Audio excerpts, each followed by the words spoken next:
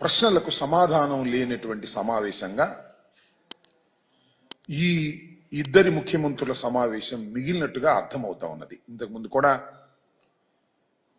వైఎస్ఆర్ కాంగ్రెస్ పార్టీకి సంబంధించినటువంటి నాయకులు చాలా మంది మాట్లాడారు.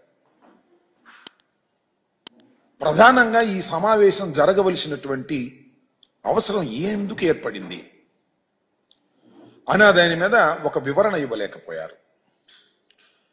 ఇంకొక అంశం ఏమిటంటే, ఈ సమావేశానికి మన రాష్ట్ర ముఖ్యమంత్రి గారు ఆయన బృందంతో కలిసి వెళ్లే ముందు అనేకమైనటువంటి లీకులు తెలంగాణ ప్రభుత్వం డిమాండ్ చేస్తుంది కొన్ని అంశాలనేది అన్ని మీడియా ఛానల్లో విపరీతంగా ప్రచారమైంది. ఇప్పుడు కూడా ప్రచారం అవుతా ఉన్నది. ఈ ప్రచారం అవుతున్నటువంటి అంశాల మీద సమావేశం ముగిసిన తర్వాత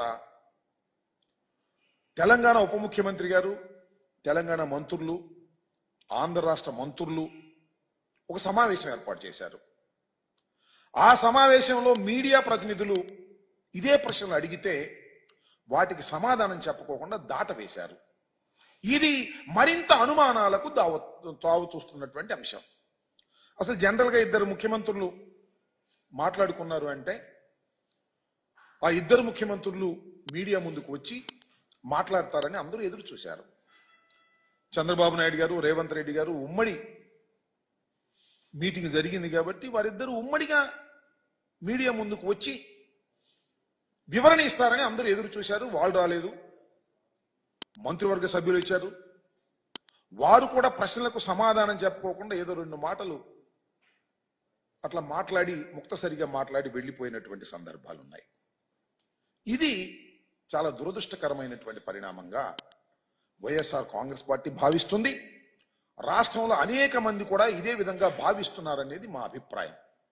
ఎందుకనంటే రాష్ట్రం విడిపోయి 10 సంవత్సరాలు పూర్తయింది.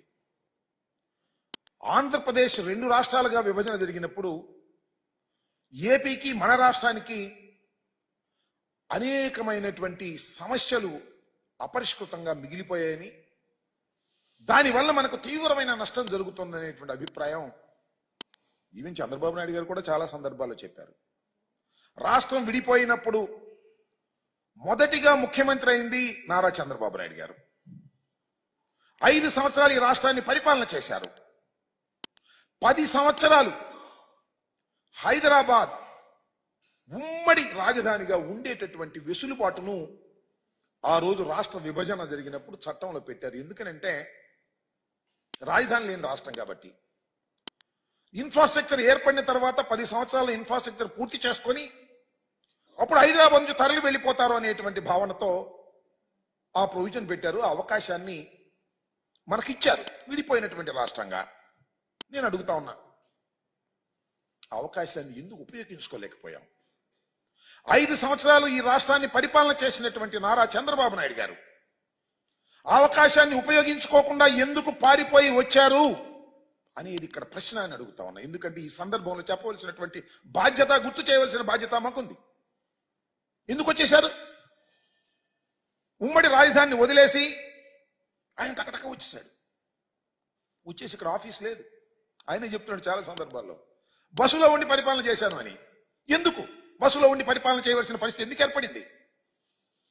రాజధాని ఇక్కడ ఏర్పడినప్పుడు, శాసనసభ కూడా ఏర్పడినప్పుడు, బిల్డింగ్ ఏర్పడినప్పుడు ఎందుకు మీరు వచ్చేశారు? అందరికీ తెలిసినటువంటి సత్యం అది. తప్పు చేసి వచ్చేశారు. మెడబట్టి గెంటేశారు. మీరు భయపడి పారిపోయి వచ్చేశారు. తీరని ద్రోహం చేశారు ఈ ఆంధ్రప్రదేశ్కి మీరు మొదటిగా అనే విషయాన్ని ఈ సందర్భంలో నేను గుర్తు చేస్తున్నాను.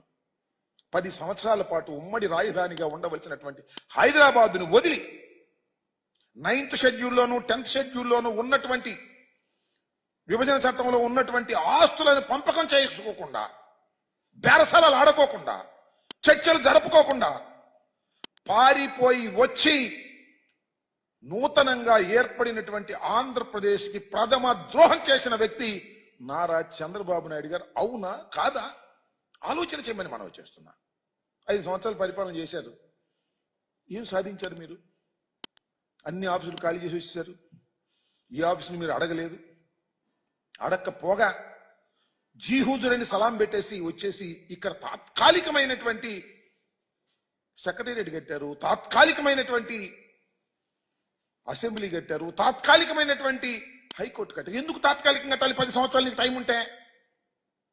ఎందుకంటే వెళ్ళపోతే ఊరుకోము, మిమ్మల్ని కేసులో పెట్టేస్తాము అని వాళ్ళంటే భయపడి, తప్పు చేసి భయపడి పారిపోయి ఆంధ్రప్రదేశ్కి అన్యాయం చేసినటువంటి నారా చంద్రబాబు నాయుడు గారు మళ్ళా ముఖ్యమంత్రి అయ్యారు.